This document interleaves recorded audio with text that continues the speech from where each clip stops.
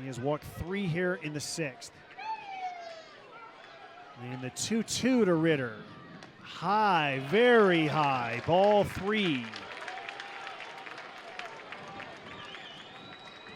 And another full count. Runners will get a head start. He shook off his catcher twice, trying to find the pitch he's most confident in. I'm Jesse Goldberg-Strassler with the Lansing Lugnuts, and an emergency episode of Crafting the Call has been called to order because that's Josh Sushon's voice, and something is about to happen that I've never heard of happening in baseball before. I am the aforementioned Josh Sushon. This is exactly where I was sitting, watching something that I also had never seen before in my life until it just happened. So because of that, Josh, I would love to watch this clip, and you've got all the angles. We've got your call, and I would love to hear what you think of your call and the difficulty of this call, and then you and I can talk this all out because things get surreal. So let's set the stage here before I played the clip. Game 1 of a 6-game series, El Paso at Albuquerque. El Paso led 2-1 when the inning began. The inning goes ground out, walk, strikeout, throwing air by the third baseman, then another walk, which brings in a run, which ties the game. So there's already been 3 walks in the inning. We are now tied 2-2. Ryan Ritter's the batter. We just saw ball 3. The runners will be on the move. Very key point. And so let's go ahead and watch what happens next. 3-2, runners go very high, ball 4, another bases loaded walk. And the Isotopes have taken a 3-2 lead. And now 2 runs have scored as the catcher threw it back. And now a throw to third is high. That gets away. Back on his feet. And 3 runs have scored. All on ball 4. Aaron Schunk with brilliant base running was the second runner to score. And then Jordan Beck became the 3rd run to score.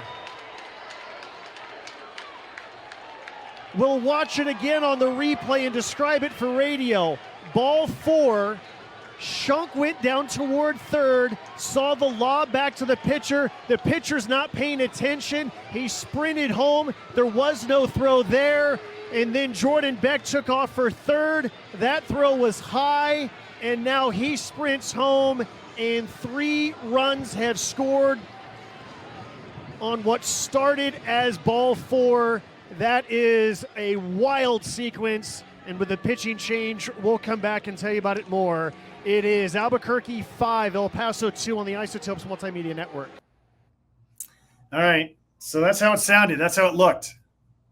Do you want to give your first impressions, or can I ask you a question first? Fire away with your questions. You said describe that for radio. Is that a phrase that you've ever said before in calling the simulcast for both TV and radio? Yes, I try to do that on a regular basis. I'll say we'll take a look at this for our TV audience and we'll describe it for radio. I think that's so important right here because it's a call that has to work for both. And this is a moment that is absolute chaos. And so because so much is happening at the same time, when you're calling a game on radio, you can afford to lag, right? You can stay back and describe things after they've happened and help you catch up. On TV, you can't catch up. The picture is in front of you, and everyone watching is going, what is happening? I thought there was a walk. So my criticism of myself, there's a lot of things that I could have done better and that I did wrong. Here's where it starts. Look, Jesse, you and I have been doing this a long time. Bases loaded walk. Your first instinct is, I'm not going to miss anything out there. Scorebook. I need to write BB. I need to write, this guy went to second, this guy went to third, this guy scored. I have a different colored pens. I want to fill this in. What saved me is that our crowd was into the game. And so I hear the crowd roaring. I'm updating my scorebook. I look up and I just see the blur of Aaron Schunk about halfway home, head first slide home to be safe. And so now I'm, okay, what happened? Right? Why is it? Did the throw get past the pitcher? And then I'm immediately able to see that no one is running after a baseball. So I know that the pitcher must have the ball. And then I see his teammates trying to get his attention because Jordan Beck is running now from second to third. And now I'm able to describe a throw to third.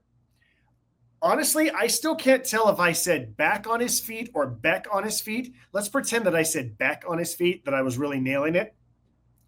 I think when things happen that fast, Jesse, what I've trained myself to do is not worry about names. Get the names later. So when I say 2 runs have now scored, in my mind, that's the most important thing. There was a bases loaded walk, but now 2 runs have scored. Here's a bad throw, and now 3 runs have scored, and 3 runs have scored on ball 4. What I could definitely do better is not look down, keep my eyes trained on the field a little bit longer. I could have said that the pitcher is still holding the baseball, or he still doesn't know what's going on, or something along the lines that the pitcher still doesn't quite realize what is happening. I got saved by our director. Luis Fernandez was great. Our high home camera operator, Travis, last night was on it with the shot. They captured it. We immediately got to the replay.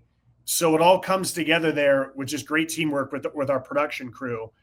So I think I screamed a little bit too much. It's hard not to scream in moments like that. I'm glad that I just said the correct number of runs scored. How about the fact that there was immediately a pitching change? Like, did the pitching change arrive at a good time for you and you needed the break in order to catch yourself up, take a deep breath? Or is that a moment that you would have preferred to stay on the air? And that way you could say, just to recap, just so we understand what happened. Yeah, I'm glad you brought that up because in my mind mentally, he's already had 3 walks, including 1 with the bases loaded. I know that I was mentally thinking if he throws ball 4, he's out. They're going to bring in somebody. So also when I'm looking down to update my scorebook, in my mind, it's also there's going to be a pitching change. So say this, say that, send it to break, come back. But because there was a pitching change, that gave me more time for all of the replays. And here's another thing where I got lucky, Jesse. If I could do it all over again, I would not have sent it to a commercial break. That's actually the thing that I wish that I had not done was send it to commercial break because I didn't really have to. And I nearly got caught because it took me so long to send it to commercial break. By the time that we got back, I nearly missed the first pitch of the next batter. And the guy who was up next is Sam Hilliard, who had tied the Albuquerque AAA all-time home run record earlier in the game and was on the verge of breaking the record. If I would have missed it and still been in commercial break, I would have never forgiven myself. There was actually a point that I'm like shaking in the booth going, don't throw the pitch, don't throw the pitch. And the umpire, like divine intervention, the umpire actually called time because something else needed to be done first. And in that extra 15, 20 seconds, we came back live. As it turned out, Sam did not hit a home run anyways. But yeah, my 2 main things, I would have not sent it to break. I would have not looked down immediately. And I would have said something about how the pitcher doesn't realize what's going on. It's so difficult to me because let's say you're even looking up and you're watching. Everything happens so fast that what words do you say just to try to convey ball 4, run forced in, wait, the runner who is heading from second to third has now turned third, heading for the plate. He scores. The pitcher didn't realize it. Beck's now gone for third. Pitcher throws it away. Oh my God, we've got 3 runs on ball 4. And that's what I come back to is that you focused in the end on the most important thing, which is ball 4. This was a walk. This is what happened. And 3 runs scored. That's the headline. The headline for everybody who has watched this replay is they scored 3 runs on a walk. Adding to the degree of difficulty, it's Jackie Robinson night. I'm very proud that the Isotopes all wore uniform number 42 last night. Not every minor league baseball team does this. So that also makes me want to make sure that I identify people correctly because everyone is wearing number 42. Number 40. I mean, this is really the style of baseball in Jackie's way, right? This is how Jackie Robinson would have played baseball. Jackie would be very proud. Let's watch it again with the immediacy, the high home replay, and then we'll look at it from all the different angles where you don't hear me.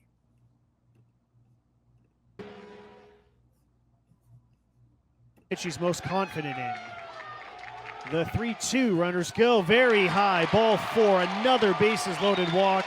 And the Isotopes have taken a 3-2 lead. And now 2 runs have scored as the catcher threw it back. And now a throw to third is high. That gets away. Back on his feet. And 3 runs have scored, all on ball 4. Aaron Schunk with brilliant base running was the second runner to score. And then Jordan Beck became the third run to score. We'll watch it again on the replay and describe it for radio. Ball 4, Schunk went down toward third, saw the lob back to the pitcher. The pitcher's not paying attention. He sprinted home. There was no throw there. And then Jordan Beck took off for third. That throw was high, and now he sprints home, and 3 runs have scored on what started as ball 4. That is a wild sequence, and with the pitching change, we'll come back and tell you about it more. It is Albuquerque 5, El Paso 2 on the Isotopes Multimedia Network.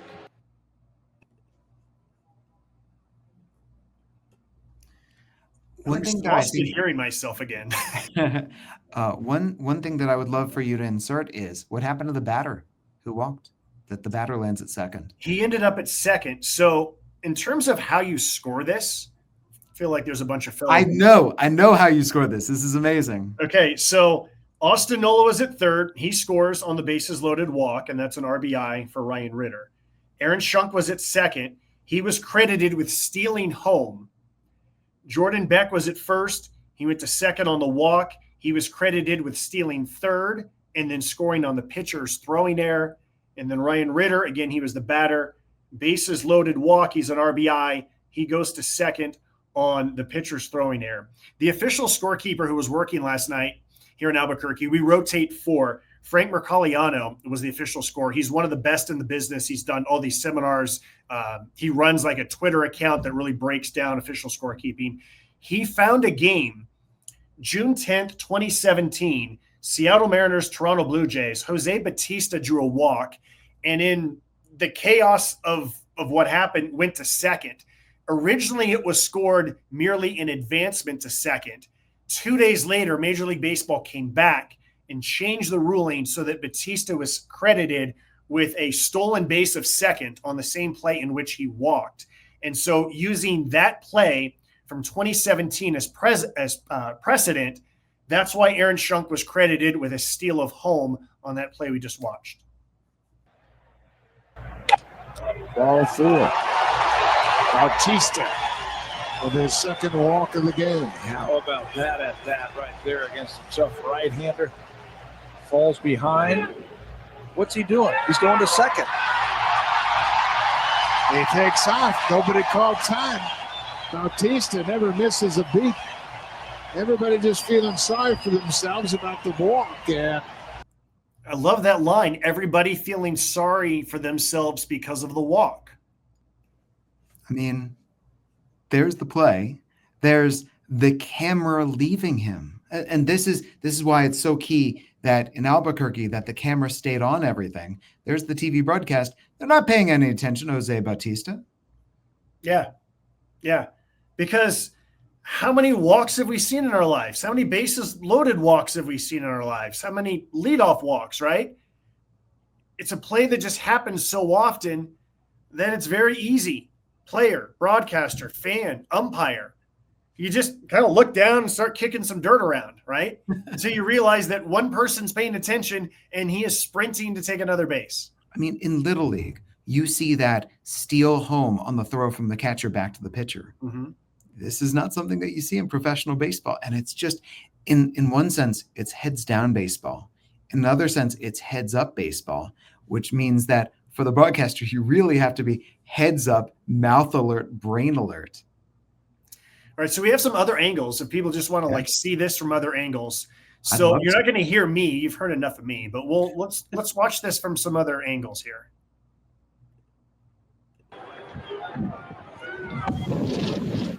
You can hear how windy it was.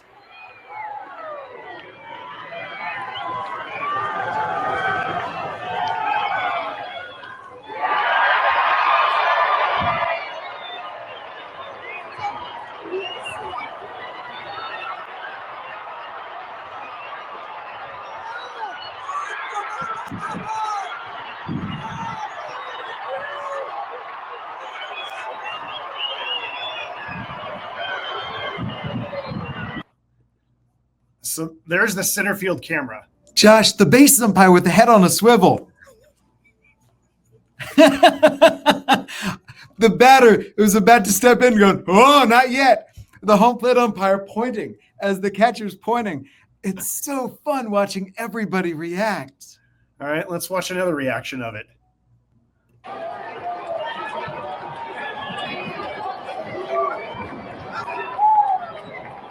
What's the second baseman do out there?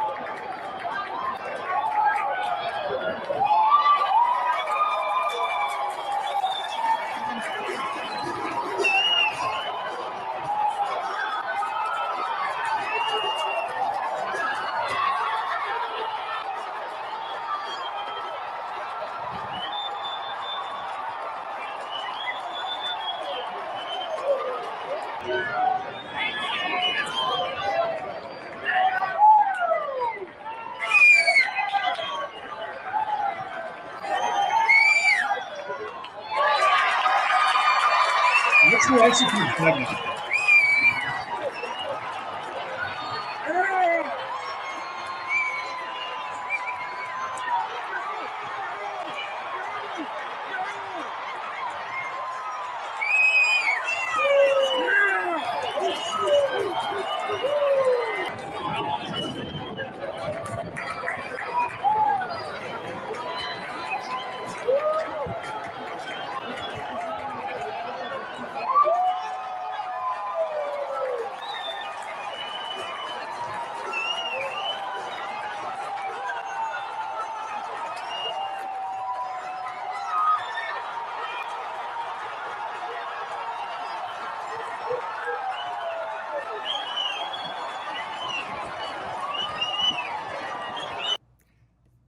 So I think that angle's the most interesting because I think that gives the best illustration of how Aaron Schunk, again, he's the second base runner, how he scores, 2 seconds after the first runner scores, just how quickly that happened. Well, he's heading to third base and he doesn't break stride. He sees that the pitcher has his back to him, isn't recognizing anything, and he just keeps on going. And number one, Josh, what a wonderful night at the ballpark and what a great atmosphere on a Tuesday. Isotopes bringing it. Isotopes fans bringing it. But then the fans, one by one, two by two, realizing it and more people standing up is great. 6,977 fans were in attendance last night. No giveaway, no fireworks, just a Tuesday night, Jackie Robinson night celebration. That's great. Albuquerque fans bring it. Shout out to them. We have 2 more angles if you want to see it 2 more times. Yes. Okay. It's racing! Go it that way. It'll come back. Oh!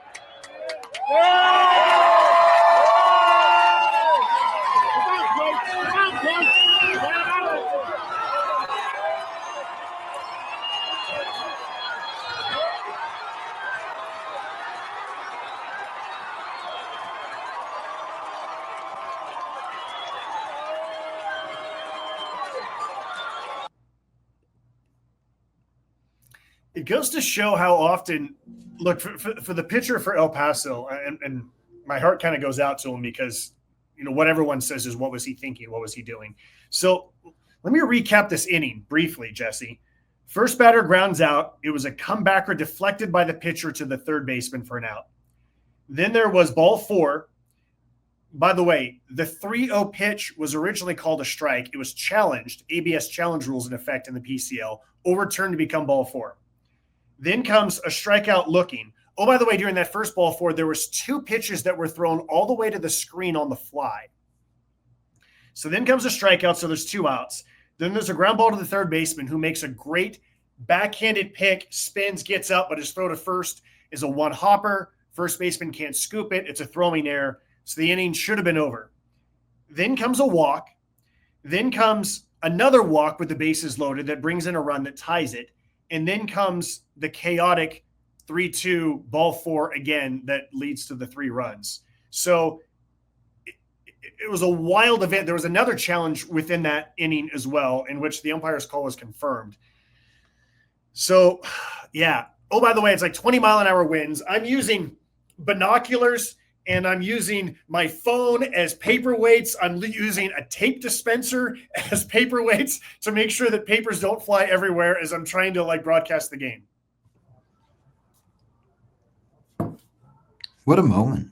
I mean, I'm kind of a little bit shocked that the score was so low. Yeah, it was 2-1 when that inning began. Yeah, that's not Pacific Coast League baseball. No, that's Midwest League baseball. That's right. That's right. We do have one more angle. Let's watch it one more angle. Why not? Because we have it.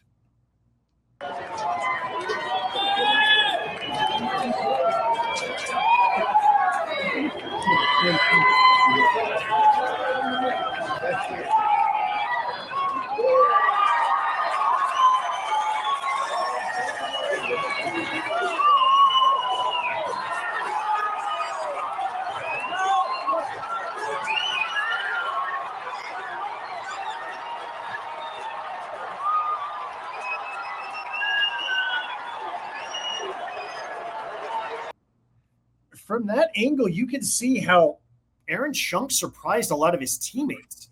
The guy who scores the first run is longtime veteran Austin Nola, and he turns around like, where'd you just come from? Well, he was, 80% of the way to third base? Yeah. That secondary lead was extraordinary. Yeah.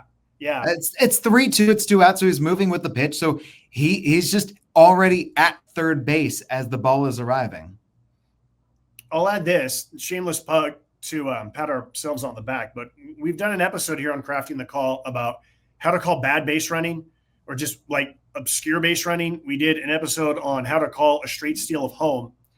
And I really do think that the lessons that we learned, that we taught each other, Jesse, from watching those clips helped me in this situation, which is, okay, when something's happening that you've never seen before and it's totally chaotic, just get back to the absolute basics, which is how many runs have scored, right? Like what's the headline?